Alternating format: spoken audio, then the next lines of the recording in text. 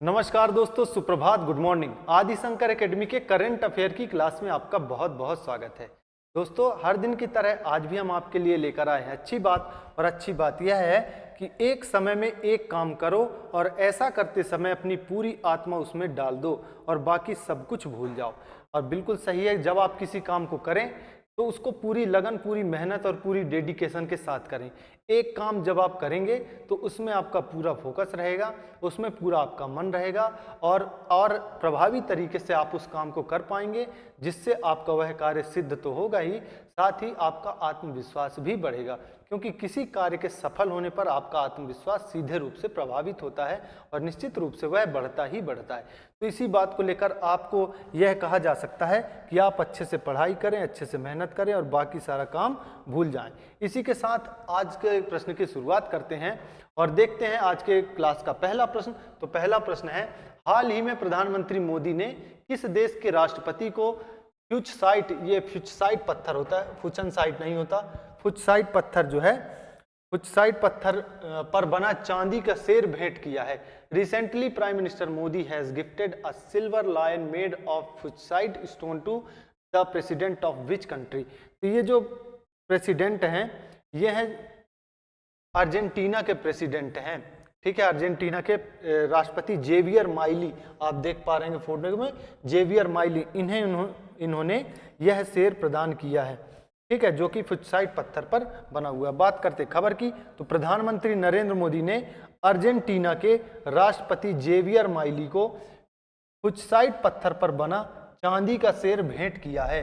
यह तोहफा राजस्थान की प्रसिद्ध धातुकला और रत्न शिल्प का बेहतरीन उदाहरण है। बारीकी से तराशा गया चांदी का शेर साहस और नेतृत्व का प्रतीक है। तो आप देख सकते हैं कि इसमें थोड़ी सी कलाकृति बनी हुई है। ये फ्यूचसाइट पत्थर क्या होता है?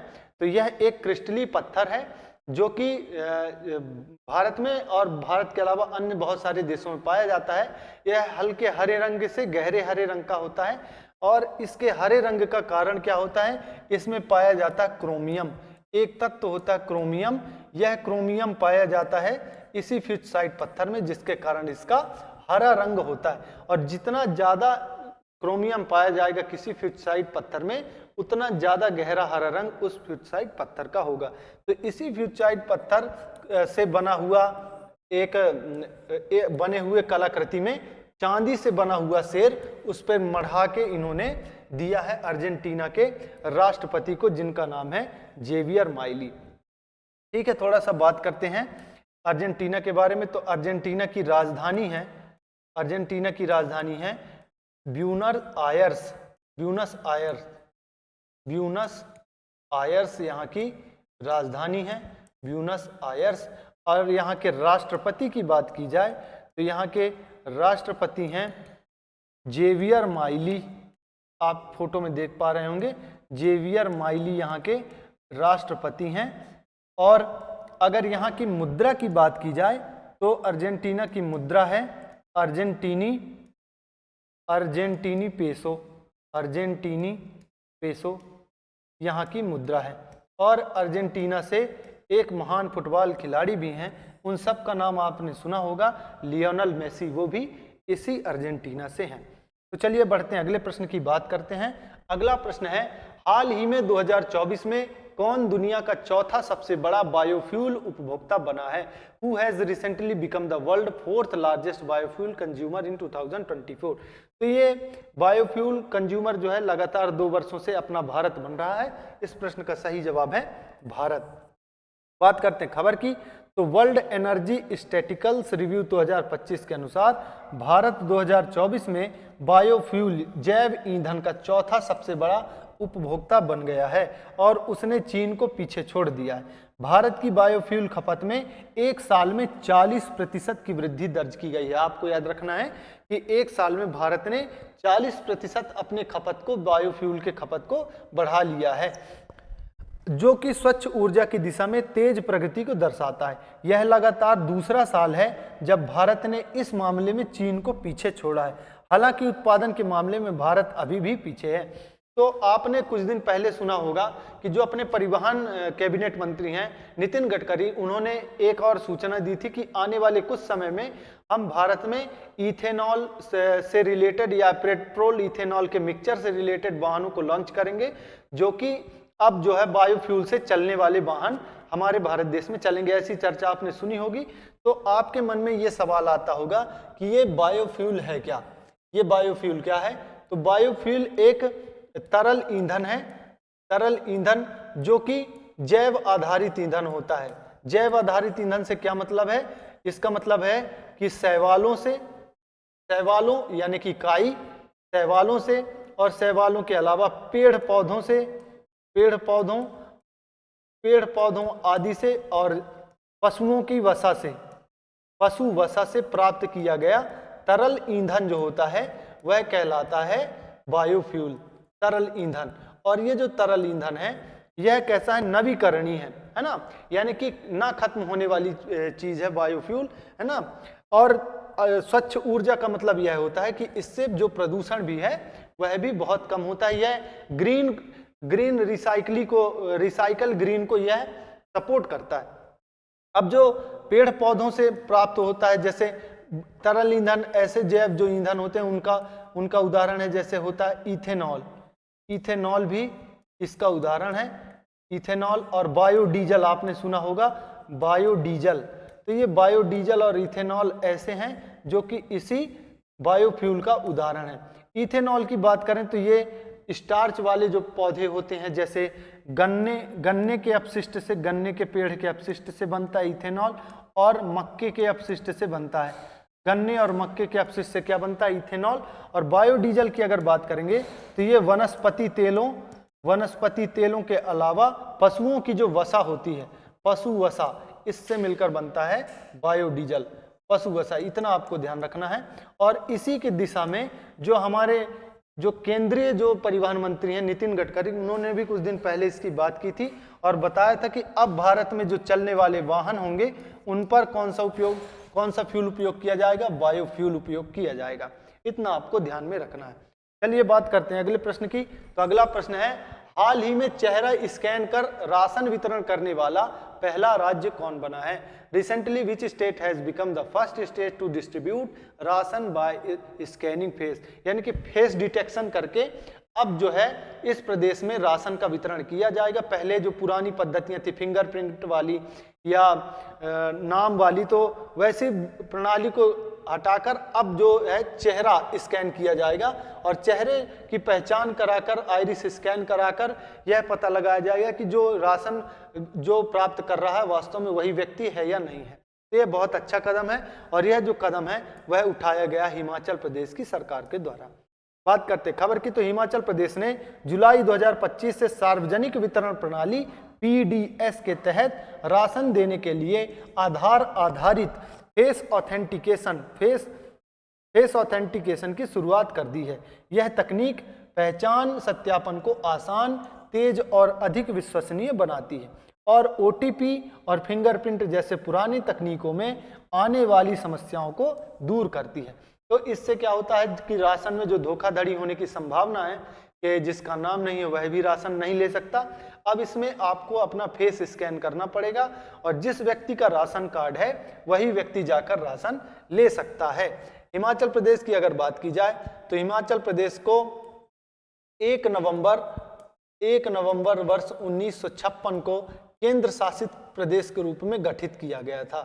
केंद्र शासित प्रदेश के रूप में इसका गठन हुआ था और वर्ष 1971 को 25 जनवरी वर्ष 1971 को इसे पूर्ण राज्य का दर्जा दिया गया था। यह पूर्ण राज्य कब बना? वर्ष 1971 को, 25 जनवरी 1971 को। और इसकी राजधानी बना दी गई शिमला। इसकी राजधानी है शिमला, आप याद रखेंगे, हिमाचल प्रदेश की राजधानी है शिमला। और यहाँ के राज्यपाल की अगर बात करें तो हिमाचल प्रदेश के राज्यपाल हैं शिव प्रताप शुक्ला यहाँ के राज्यपाल हैं। और यहाँ के CM की अगर बात की जाए, मुख्यमंत्री की अगर बात की जाए तो मुख्यमंत्री हैं सुखविंदर सिंह सुक्खू यहाँ के मुख्यमंत्री हैं। यह आपको याद रखना है। सुखविंदर सिंह सुक्खू यहाँ के मुख्यमंत्री हैं। ठीक है, तो चलिए बढ़ते हैं, अगले प्रश्न की बात करते हैं। अगला प्रश्न है, हाल ही में आईसीसी ने किसे अपना नया सीईओ नियुक्त किया है? Who has been appointed by ICC as its new CEO recently? तो ये भारत में के बहुत बड़े एक समय पर खेल पत्रकार रह चुके हैं। 2010 में स्टार इंडिया से ये जुड़े थे, स्टार स्पोर्ट नेटवर्क से, या जो भी स्टार के जितने भी नेटवर्क थे सबसे जुड़े थे। इनका नाम है संजोग गुप्ता। आप सब ने इनका नाम सुन रखा होगा, संजोग गुप्ता, है ना। बात करते खबर की, तो अंतर्राष्ट्रीय क्रिकेट परिषद आईसीसी ने 7 जुलाई 2025 को संजोग गुप्ता को अपना नया प्रमुख कार्यकारी अधिकारी सीईओ के रूप में नियुक्त किया है। वे जोफ एलार्डिस का स्थान लेंगे, जिन्होंने इस वर्ष की शुरुआत में पद से इस्तीफा दे दिया था। तो ये जो थे ना जोफ एलार्डिस, इनके इस्तीफा देने के बाद यह पद बहुत लंबे समय से खाली है और इसी पद को पूर्ण रूप से भरने के लिए इनका नाम सुझाया गया था, है ना, संजोग गुप्ता का। और ये संजोग गुप्ता फाइनली अब जो है आईसीसी के नए सीईओ के रूप में बन गए हैं। थोड़ी सी बात करते हैं आईसीसी की। तो आईसीसी की स्थापना हुई थी 1909 में और उस समय इसका नाम था इंपीरियल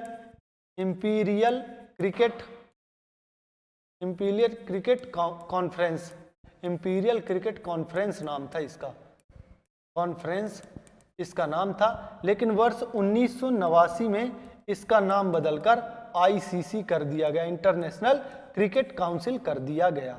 और इसके अब अध्यक्ष की बात करेंगे तो इसके अध्यक्ष वर्तमान में कौन है? तो अध्यक्ष हैं अमित शाह के बेटे जय शाह इसके अध्यक्ष हैं। और अगर इसके मुख्यालय की बात करेंगे तो आईसीसी का मुख्यालय है दुबई में। याद रखेंगे, आईसीसी का मुख्यालय कहाँ पर है? दुबई में है। और आईसीसी में कुल 108 सदस्य देश हैं, 108 सदस्य देश हैं। आईसीसी में 108 सदस्य देश हैं, जिसमें कि 12 जो हैं वह पूर्ण सदस्य हैं। 12 देश क्या हैं? पूर्ण सदस्य। अब ये पूर्ण सदस्य से क्या मतलब है? तो पूर्ण सदस्य से मतलब यह है कि ऐसे देश जो टेस्ट क्रिकेट खेलते हैं वे कहलाते हैं पूर्ण सदस्य। तो ऐसे 12 देश हैं जो क्या खेलते हैं? Test cricket. और टेस्ट क्रिकेट खेलने वाले इन सभी देशों को आईसीसी पूर्ण सदस्य देश की संज्ञा देता है। थोड़ी सी बात करते हैं संजोग गुप्ता की। तो 2010 में ये जुड़ते हैं स्टार इंडिया नेटवर्क से। और वर्ष 2024 में ये जब हॉट स्टार का ग्रहण करती है जियो, तो जियो हॉट स्टार जो है ना, जियो हॉट स्टार के ये सीईओ के रूप में भी काम कर चुके हैं और अब इनको बना दिया गया है आईसीसी का सीईओ। ये इतना आपको ध्यान रखना है। चलिए बात करते हैं अगले प्रश्न की। तो अगला प्रश्न है, हाल ही में जेनिफर सिमंस को किस देश की पहली महिला राष्ट्रपति चुना गया है? Recently Jennifer Simmons has been elected as the first female president of which country? तो ये देखेंगे आप कि ये सूरीनाम की नई राष्ट्रपति बनी है, जिन्होंने चान संतोखी की जगह ली है। याद रखेंगे, चान संतोखी यहाँ के राष्ट्रपति थे, इन्हीं चान संतोखी की जगह ले ली है अब जेनिफर सिमंस ने। बात करते हैं खबर की।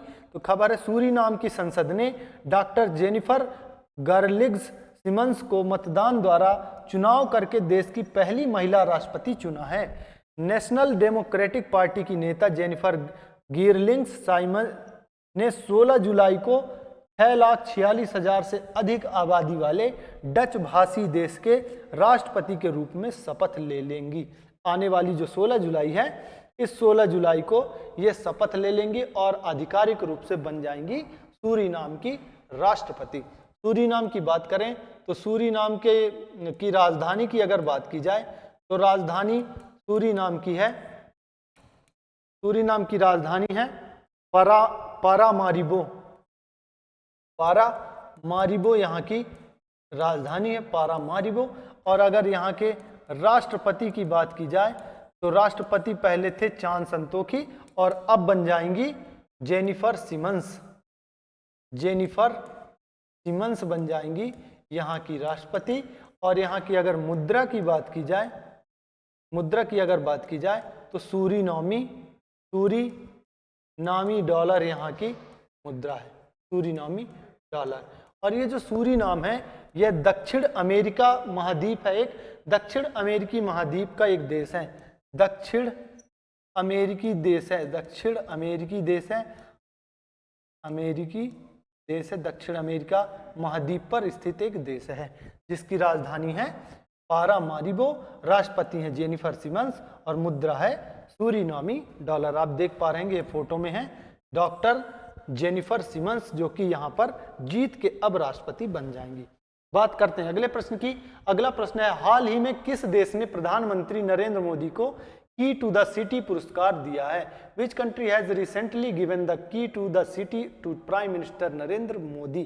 तो नरेंद्र मोदी अभी तक 5 से अधिक देशों की यात्रा पर हैं और घाना से होते हुए, त्रिनिदाद टोबैगो से होते हुए ये पहुंचे हैं अर्जेंटीना। और अर्जेंटीना जब ये पहुंचे हैं तो अर्जेंटीना में इन्होंने अर्जेंटीना के राष्ट्रपति को इन्होंने अपने तरफ से कुछ भेंट दी थी और वहां के राष्ट्रपति ने इन्हें की टू द सिटी पुरस्कार दिया है।